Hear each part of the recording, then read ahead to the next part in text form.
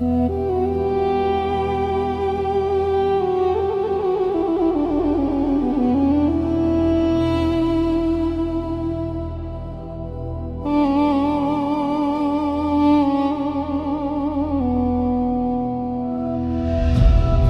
ki dünya ehline yalnız güneştir can veren.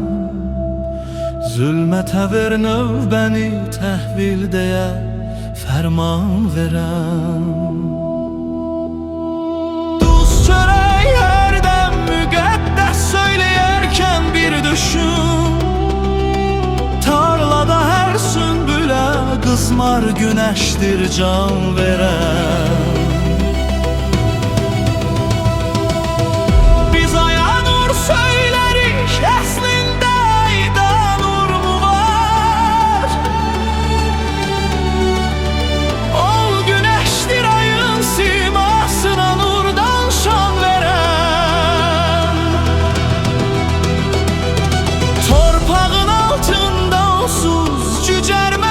Bir toxum hər mürəkkəb canlıya sözsüz odur dövran verən.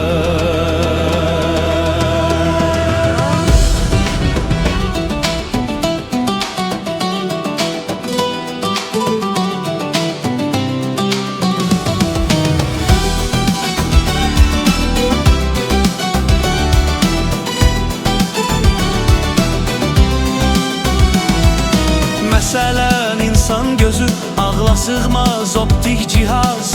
Ona dünyanı görmək üçün güneştir imkan verən. Qaranlıqdır şəhər yatmış həzin səs var sükutda. Budur sanki güneş